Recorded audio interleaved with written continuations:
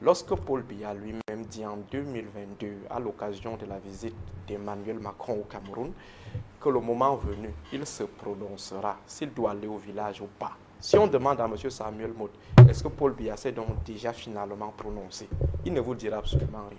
Absolument. Mais il dit qu'il est candidat. Elle s'est déjà prononcée. On me posera la question tout à l'heure. Non, je vais répondre. Vous n'êtes pas journaliste. Mais il ne s'est pas encore prononcé. Et je crois que c'est sur cette déclaration que se base M.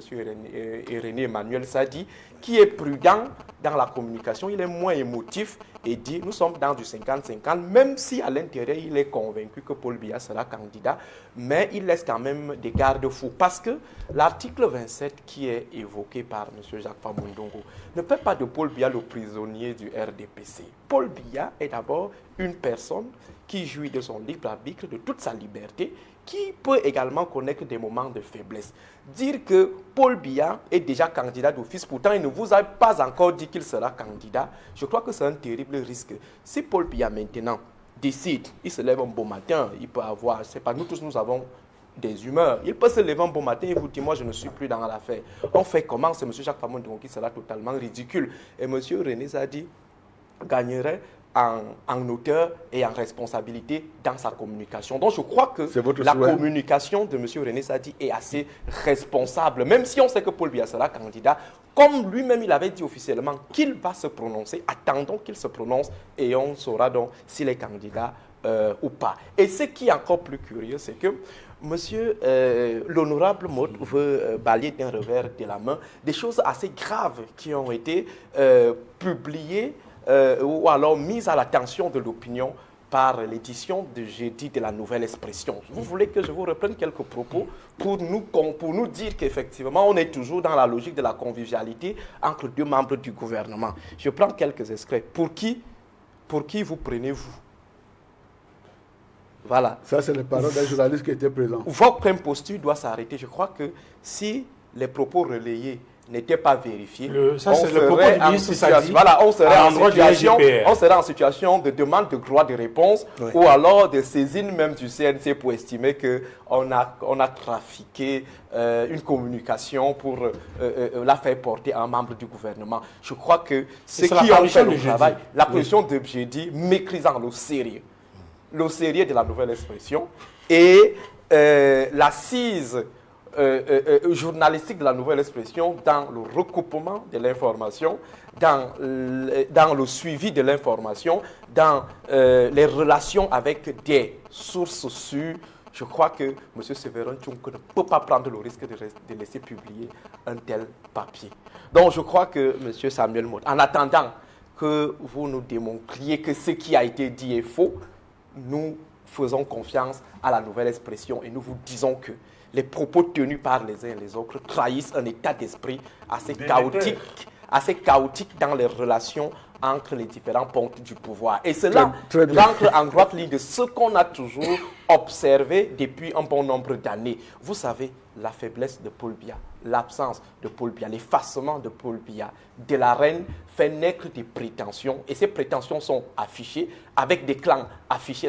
L'affaire Martinez nous a permis de voir comment il y avait des fissures étanches entre les membres du système, avec la constitution des clans, avec des communiqués et des contre-communiqués, avec des actes et des contre-actes qui ont été produits par les uns et les autres. Donc, nous ne pouvons pas venir sur le plateau dire aux Camerounais qu'au regard de ce qu'on a lu, de ce qu'on a observé, il y a la sérénité ou alors il n'y a pas vraiment une certaine cacophonie. Mais ce que vous devez admettre, M. Samuel Mott, c'est que quelles que soient vos positions, que M. Paul Biya soit candidat, qu'il ne soit pas candidat, je crois que la dynamique de changement en cours me semble irréversible, sauf à faire recours peut-être à autre chose. Chez nous, les petits, il y a ce macabo fantôme qu'on appelle Abango Momoro. Le macabo fantôme, une fois qu'on vous le sert, un de vos parents va mourir.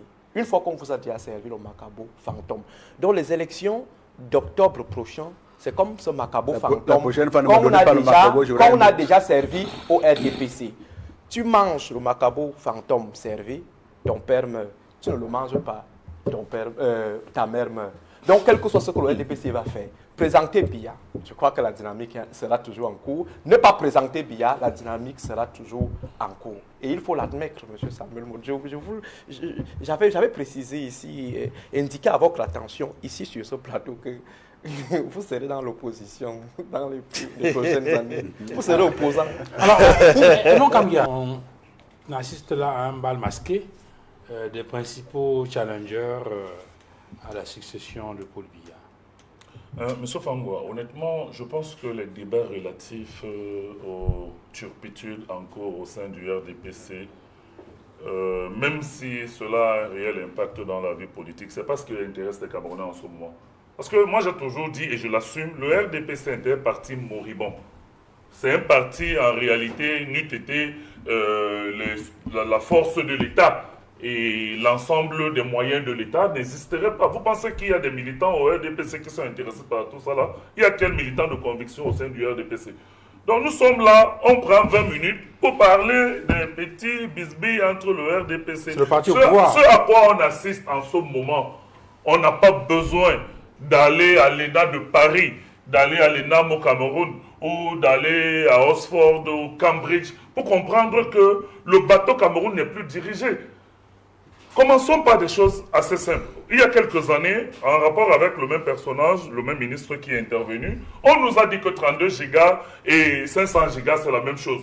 Aujourd'hui, on nous dit que sur le plan statistique, 50% et 100%, c'est la même chose. Et M. Maud vient relayer ça. Il est très à l'aise de pouvoir dire que c'est exactement la même chose. Alors que tout le monde voit qu'on ne peut pas concevoir dans la communication gouvernementale, même dans la communication du RDPC, qu'un ministre de la République, ministre de la Communication, porte-parole du gouvernement, fasse une interview dans un média en matinée et qu'à la fin de la journée, son collègue vienne faire une interview dans le même média relatif au même sujet. Comment est-ce qu'on peut expliquer ça? Comment vous arrivez à expliquer ça à vos enfants, M. Maud?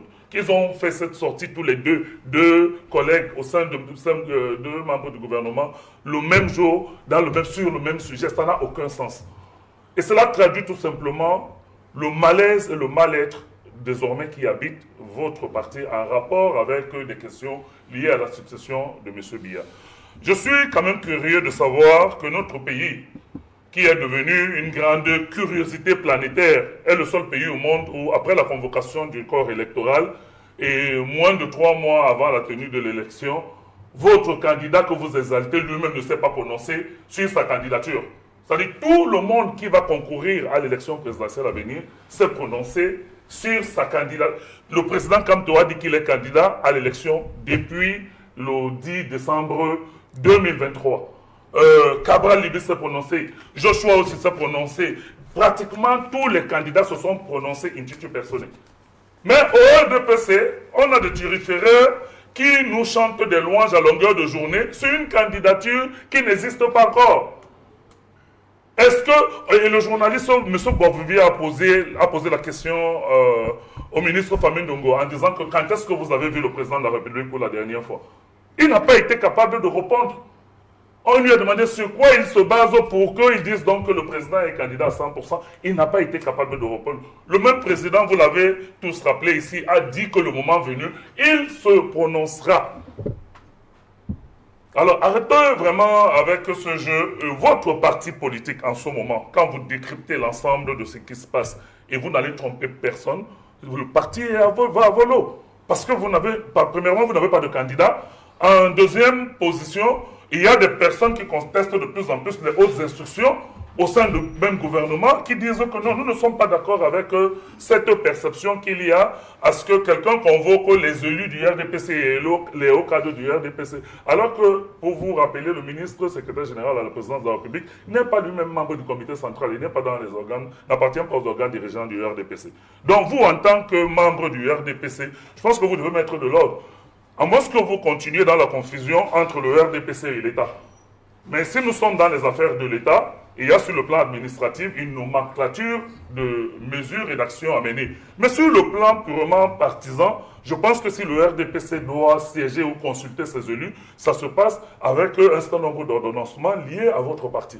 Donc, c'est pour répondre à votre question et vous dire que effectivement, ce à quoi nous assistons aujourd'hui est indigne d'un parti qui est au gouvernement depuis 43 ans et qui est complètement perdu face à une situation qui semble leur échapper. Mais moi, je voudrais dire et m'adresser plutôt aux Camerounais qui aujourd'hui sont effectivement dans ce que vous appelez l'espérance, mais une véritable espérance liée au changement radical qui va s'opérer le 12 octobre, lorsque votre gouvernement aura disparu, lorsque nous vous aurons battu aux élections que nous voulons libres et transparentes, et lorsque on aura une nouvelle approche de gouverner ce pays pour le sortir de l'abîme dans lequel vous allez le laisser. Parce que personne ne peut imaginer un héritage de 43 ans qui puisse nous conduire à ce à quoi nous assistons dans ce pays. Peut-être que vous êtes très satisfait lorsque vous sortez de chez vous et que vous ne pouvez pas faire 50 mètres sans passer par 40 nids de poules et que vous êtes obligé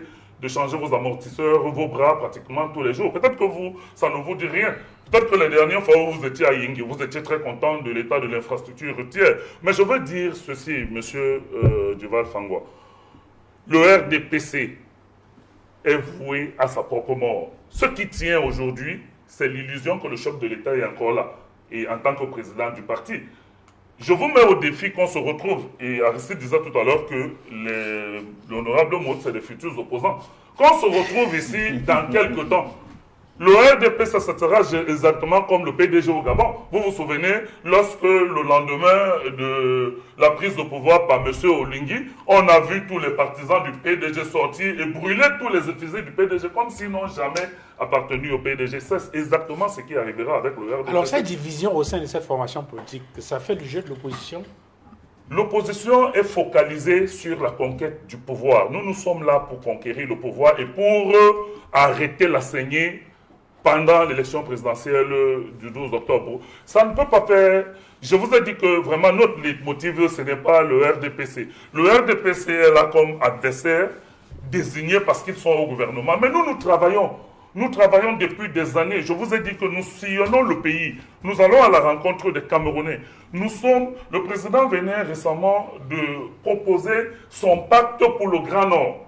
C'est-à-dire un vaste projet pour réhabiliter une région qu'on a désignée comme la fille aînée de la République, mais qu'on a complètement abandonnée à la misère et à la paupérisation depuis toutes ces années. Donc nous sommes dans une logique de pouvoir repenser et de pouvoir penser ce pays qui va très très mal. Parce qu'on ne peut pas parler plus mal que ceux que nous aurons comme legs du gouvernement du renouveau. Donc il faut que vous compreniez que dans cette phase de reconstruction de notre pays, de renaissance même de notre pays, ça ne sera pas les turpitudes liées au RDPC qui vont être le leitmotiv de notre action. Les Camerounais sont de plus en plus conscients de la nécessité de donner une nouvelle possibilité à notre pays de se mettre sur les rails.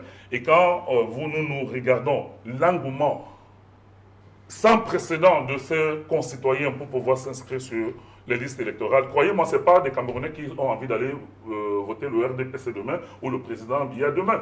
Tous ces nouveaux Camerounais, malgré les restrictions de l'ECAM, malgré les difficultés que nous avons, tous ces milliers de Camerounais qui se sont inscrits, c'est pour pouvoir battre le 12 septembre le candidat du RDPC. Que ce soit le président Biya, que ce soit un autre candidat, nous n'avons pas de problème. Nous voulons juste affronter le candidat du RDPC et pouvoir le battre à plate couture à travers cette élection. Est-ce que dans cette stratégie, vous comptez, quand je dis vous MRC, vous comptez toujours sur une éventuelle candidature consensuelle? Je pose la question parce que cette semaine, vous avez vu dans les journaux, on parle de 6 formations politiques qui sont concertées à Yaoundé et qui sont à la recherche d'un candidat consensuel.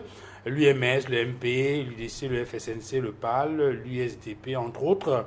Et la nouvelle expression qui a titré présidentielle 2025, le laborieux consensus de l'opposition, à quelques jours de la convocation du corps électoral, ça c'était avant vendredi, pour la présidentielle, le peuple du changement attend toujours l'oiseau rare, qui est le candidat du consensus de l'opposition face au candidat du RDPC, parti au pouvoir depuis 43 ans. Monsieur Duval Fangwa, le président Kamto a toujours tendu la main à ses pairs de l'opposition. Souvent même, il a même tendu la main aux représentants du RDPC. Je me souviens quand il était en prison et qu'il a dit qu'il tend la main au gouvernement, le secrétaire général adjoint du RDPC, avec une condescendance, une prétention, est sorti pour dire que lui, c'est qui pour tendre la main. Donc, le président a toujours été dans cette logique de tendre la main. Au-delà de cela, le président Kamto est le candidat du rassemblement. C'est-à-dire, ce qui est important pour nous, c'est de rassembler l'ensemble des forces autour d'une candidature forte, autour d'une candidature aujourd'hui capable de pouvoir assurer l'alternance démocratique dans notre pays. Il ne suffit pas d'avoir un candidat consensuel. Il suffit d'avoir le candidat capable d'aboutir au renversement du régime actuel. Et on essaye de le dire. Je pense que le professeur Abba Ouyono l'a dit à plusieurs sorties, y compris dans votre antenne, qu'aujourd'hui, le président Kamto est le poids lourd de l'opposition. C'est-à-dire sa capacité à mobiliser, sa capacité à proposer des idées pour pouvoir redresser notre pays, sa capacité à pouvoir toucher l'ensemble des préoccupations de nos concitoyens et sa capacité à pouvoir rassembler le maximum de Camerounais autour de sa candidature font de lui le candidat idéal pour pouvoir renverser le régime. Mais je vais répondre à votre question. Vous savez, on essaye de nous vendre l'illusion du candidat consensuel de l'opposition. Ça n'existe pas un candidat consensuel de l'opposition. Ça n'existe nulle part.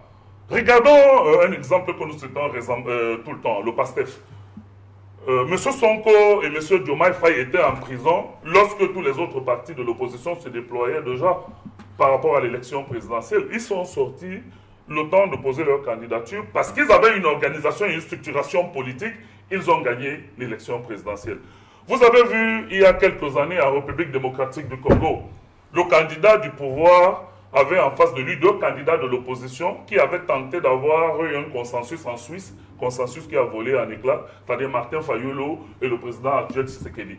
Les deux candidats se sont présentés face au candidat du pouvoir et les deux sont venus en tête au candidat du pouvoir et arrivés en troisième position. C'est pour vous dire tout simplement que la dynamique dans laquelle nous sommes et la dynamique autour de l'élection présidentielle, c'est la dynamique autour d'un homme et le peuple camerounais et la capacité que le peuple a à investir une confiance autour de la personnalité, de son projet et de la perception qu'ils ont par rapport à ce dirigeant politique. Donc, le président reste dans cette dynamique. Les partis politiques de l'opposition qui sont dans la dynamique consensuelle ou dans la dynamique de pouvoir rassembler et fédérer le maximum de force autour d'un candidat fiable et crédible, je pense que nous ne pouvons pas ne pas observer ça avec attention.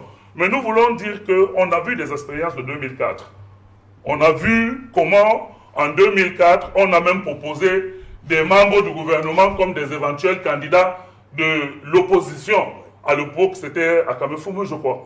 Oui, qu'on est venu présenter comme le candidat de l'opposition. On a vu qu'après ce consensus qui avait désigné, paix à son nom, M. Adamou Ndamdjoya, à la sortir même de la réunion, M. Foundi s'est rétracté et s'est présenté aussi pour son propre chef. Donc je veux dire que autant nous pouvons être pour la fédération des énergies, autant nous ne voulons pas qu'après avoir fait tout ce travail qui est en passe d'aboutir à un résultat que les Camerounais attendent, que les gens viennent faire des regroupements avec des conditions et avec des conditionnalités qui ne permettent pas de pouvoir avancer vers l'objectif.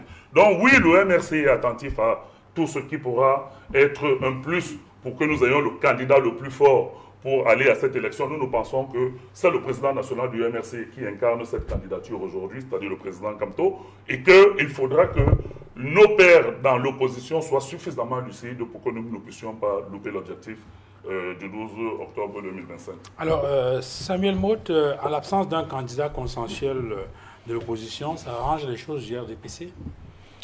Nous n'avons pas besoin d'arrangement de quoi que ce soit. Nous sommes dans un système dans lequel nous pensons qu'il y a également une certaine dynamique institutionnelle qui existe. L'élection à un tour a ceci de particulier qu'il force les gens à former les grands blocs dès le premier tour. Contrairement à une élection au second tour, où on pense qu'effectivement chacun peut faire une propagande, une campagne de témoignage dès le premier tour et penser à ce moment-là que lorsqu'il y a un deuxième tour, que le bloc se reforme. Il est fait dans cette dynamique-là. Je constate avec beaucoup de regrets que cette dynamique-là, si elle ne se fait pas autour de Maurice Kamto, ce sera absolument pas une dynamique. Mais en même temps, vous-même, je voulais vous prendre tout à l'heure, lorsque vous avez donné 15 minutes à Edmond Kamga, dire ce qu'il a dit tout à l'heure, là, 15 minutes à... Je ne sais pas qu'est-ce qu'il me reste de tout ce qu'ils ont dit. Il faudra quand même que nous sommes rentrés dans une période très équilibrée. Mais écoutez, vous êtes trois effectivement à dire la même chose. Si on peut faire des interventions, ça ne me gênerait absolument pas du tout. Non. Écoutez, on a parlé tout à l'heure des variantes de position. Chaque message a un destinataire et le message, on l'élabore en fonction de la qualité du destinataire que nous avons en face. Ce que vous percevez comme étant des divergences, des distorsions, des imbroglios, des déchirures, en réalité, si c'est un motif de fonder une espérance de renversement, de dynamique de renversement du pouvoir ou alors de dynamique de changement, en fait, ça me paraîtra ça s'avérera assez rapidement comme étant des espérances vaines. Et je crois qu'il ne faudra pas insister là-dessus. En ce qui concerne la candidature du président de la République, mais là également, suivant à travers le monde, les présidents sortants ont toujours eu, à travers les élections que j'ai suivies jusque-là, des réflexes qui les sont propres. Je vous rappelle, Mitterrand, à la fin de son premier mandat, on le presse de partout pour qu'il déclare sa candidature. Et au détour, il résiste à la déclarer, même si en lui, il est déterminé à être candidat pour sa réélection. Et au détour, quelques temps après le temps imparti qui était donné au candidat, au détour d'une balade en province, il suggère à un de ses partisans, posez-moi devant les caméras, si je suis candidat, à ce moment-là, je répondrai. Donc, la personne sera libre de savoir quand il l'annonce. Quant à dire que René Sadi, c'était une hésitation, non. Je vous ai rappelé que c'était une forme de dire je ne suis pas M. Babouye, même si on lui a reconnu un très grand talent d'intervieweur, je ne suis pas obligé de vous répondre. Laissons la primauté de cette réponse-là à la personne qui sera candidat, mais il ne s'agit pas d'une forme d'hésitation de sa part. De la même façon que lorsque le ministre Famen Dogo intervient, c'est parce que, effectivement, si l'autre message de René Sadi était orienté vers un des destinataires qui avait une certaine capacité de réflexion, on s'est rendu très vite qu'à la base, il faut lui donner une certaine forme d'assurance. Et l'assurance qui a été apportée n'est absolument pas en contradiction avec ce qui avait été initialement dit. Pour le reste, on n'a pas besoin. Nous préparons sereinement cette élection-là, avec un candidat qui existe et que nous connaissons, qui est le président Paul Biya. Et il en sera ainsi. Mais attendons, on voit dans 9 jours, quand les candidatures seront déposées, on verra si on aura en face de nous une candidature différente. Après maintenant, chacun de nous aura le temps de déployer. J'ai entendu tout à l'heure qu'il y a un très grand programme qui changera tout le Grand Nord. On le verra très bien à l'analyse. Qu'est-ce qu'il contient? Qu'est-ce qui a été fait jusque-là et qu'est-ce qui n'aurait pas été fait alors qu'il y avait un certain nombre de ressources qui avaient été dégagées. Mais encore une dernière fois, lorsque j'entends un certain nombre de personnes hurler sur leur capacité à transformer le Cameroun, vous savez, c'est un sacré avantage dans la vie que de n'avoir jamais rien fait. Mais il ne faut pas en abuser. Les gens qui sont, le gouvernement actuel, il est à pied d'œuvre, il travaille. Et dans tous les secteurs de la vie sociale, nous avons progressé. Après, maintenant, dans le cadre... Mais justement, il peut se permettre de rire. Et je voudrais encore rappeler cette phrase-là. C'est un sacré avantage dans la vie que de n'avoir jamais rien fait. Parce que quand on n'a jamais rien fait, on a toute la langue qui est pendue à critiquer. Effectivement, vous n'avez rien fait, vous ne pourrez jamais être critiqué sur rien du tout. N'avoir rien fait, ça n'avoir pas été au gouvernement, ou n'avoir rien fait parce qu'on n'a rien fait. Mais même dans votre parcours personnel, nous sommes interrogatifs. Même dans vos parcours personnels, vous qui hurlez aujourd'hui de ce que vous allez changer le Cameroun demain ou après-demain. Qu'est-ce que vous reprochez dans notre parcours et je vous ai en face, monsieur. Oui, parce qu'on sait en face, on se connaît un peu. Voilà, je vous ai en face, donc un peu de calme. Et donc, pour cette raison, nous attendons. Nos parcours personnels, qu'est-ce que vous reprochez à nos parcours personnels? Le moment de la campagne viendra et on mettra ça sur la table. Parce qu'en réalité, cette idée-là qui consiste à dire que de toutes les façons en face de nous, il n'y a que des branleurs, vous n'avez pas fait la preuve vous-même en disant que vous avez été plus dynamique que telle ou telle autre personne, y compris dans votre parcours personnel. Dans le cadre d'une campagne, on verra très bien si c'est un élément de campagne qui sera retenu. De la même façon, j'entends également les problèmes sur des corruptions ou alors d'absence d'intégrité, y compris dans votre parcours personnel, vous n'avez pas apporté la preuve de ce que vous avez été plus intègre que telle une autre personne. On discutera programme contre programme. Et dans le cadre des options de politiques publiques qui sont les nôtres, effectivement, nous avons matière à défendre. Dans tous les secteurs de la vie publique, nous avons progressé. Après, maintenant, il y a des gens qui peuvent se rêver d'être à New York. Je vous apporte une information. Il y a quelqu'un qui, tout à l'heure, qui m'a parlé de nid de poule. 10 ans de travaux qui est demandé aujourd'hui en Grande-Bretagne pour savoir s'ils peuvent revenir, venir à bout de ces nids de poule qui se forment dans les sentiers. Et donc, ce n'est pas une invention camerounaise. Nous sommes dans une dynamique de développement qui donne ses fruits.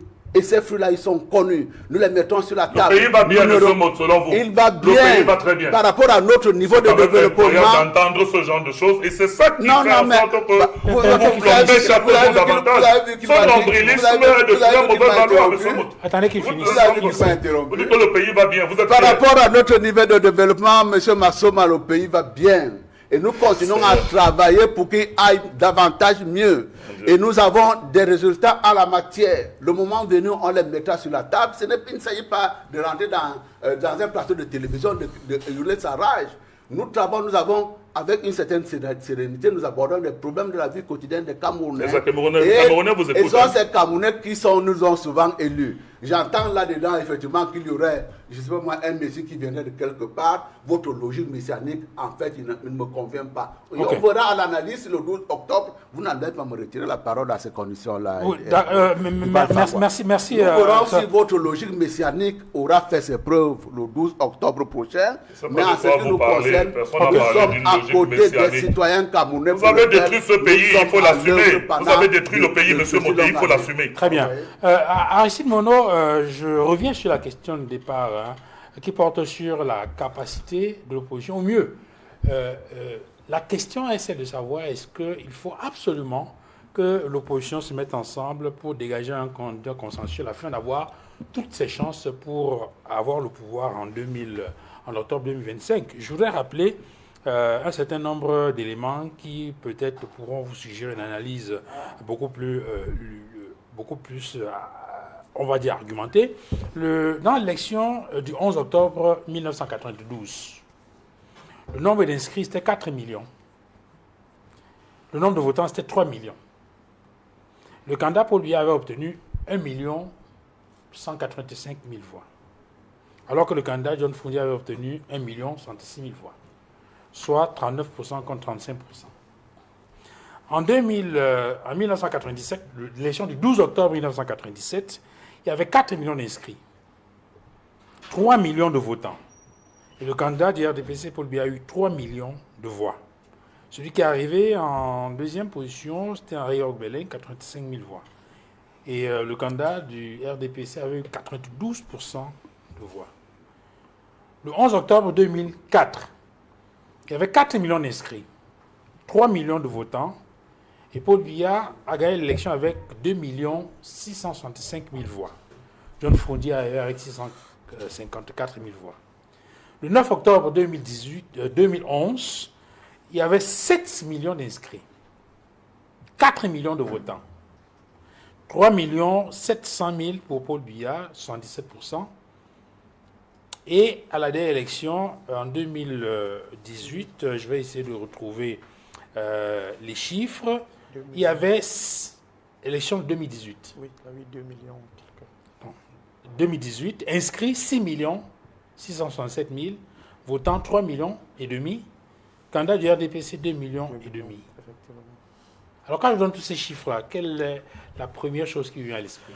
Bon, en fait, on ne peut utiliser ces chiffres que s'ils sont crédibles, ou alors que s'ils représentent vraiment la réalité des voix exprimées dans les urnes. Oui. C'est pourquoi je m'abstiendrai de les exploiter pour essayer. Ce sont des chiffres officiels. Oui. Voilà. Ce sont des chiffres oui, effectivement, parce que je sais là où vous voulez amener l'analyse, à dire qu'il y a émiettement des voix et que s'il y a consolidation autour des coalitions, forcément, on fera un chiffre qui va concurrencer le chiffre de l'ordre dominant.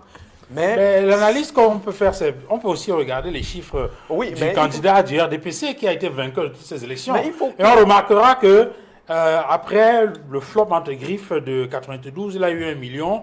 Les chiffres de Gaulle-Luya, c'est autour de 3 millions. Ouais. Oui, 3 mais millions. Si on finit de bourrer les 3 millions en 97, 3 millions 800 en 2004, 4 millions, 3 millions 700 en 2011 et puis 2,5 millions en 2018. Duval, ça ne peut pas tenir. Ça fait 1 300 000 voix. Ça ne peut pas tenir. Par rapport à 2011. Voilà. Ça ne peut pas tenir. Pourquoi? Parce que le problème se trouve ailleurs. J'ai échangé avec un aîné cette semaine qui me parlait des cabinets qui est dans une mission diplomatique. Qui me parlait des cabinets de communication qui sont souvent mobilisés par l'ordre dominant pour créer des récits autour de la défaite de l'opposition au Cameroun ou alors des victoires tchétchènes du Rassemblement démocratique du peuple camerounais. Et ces cabinets travaillent dans l'Afrique francophone, qui sont dirigés par des personnalités connues. On a par exemple le cabinet Havas de Stéphane Foulks, qui a géré la conférence Investir au Cameroun en 2016. Nous avons Anne Meyo, son cabinet Image 7, qui a travaillé avec le président, je crois, Macky Sall et Alassane Dramane Ouattara. Ce sont en fait des réseaux de communication France-africains en un seul mot, qui ont été déployés, mobilisés pour légitimer et justifier les hold-up électoraux en Afrique francophone. Le problème en Afrique, ou au Cameroun en particulier, ce n'est pas une question de coalition ou de non-coalition des opposants. Le régional Massouma l'a dit tout à l'heure, dans aucun pays au monde, on a assisté à une situation de candidature unique de l'opposition. Même dans des pays qui sont d'apparence bipartiste, dont à 2 partis, il n'y a jamais eu de candidature unique de l'opposition. Mais là-bas, il y a des alternances. Il y a des alternances aux États-Unis, il y a des alternances en Angleterre, sans toutefois qu'on ait des candidatures uniques. Donc, c'est un récit, c'est un construit qu'on veut implanter dans le subconscient des Camerounais et de la communauté internationale pour justifier les hold-up électoraux. Le problème se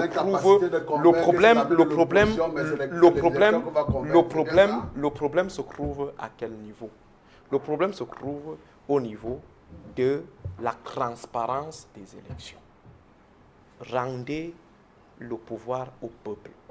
Permettez au peuple de jouir de ses voix exprimées dans les urnes et vous saurez donc s'il y a nécessité de coaliser ou pas. Et en parlant de coalition, on a évoqué certaines ici. Je prendrai la dernière. Imaginons un seul instant si ceux qui sont sérieux dans l'opposition, comme le professeur Maurice Kamto avait crampé leurs pieds dans cette histoire, je prendrai l'ATP de notre ami Olivier Billet.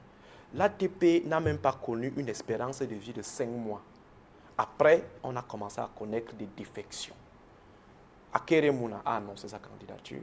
Cabral Libé a annoncé sa candidature.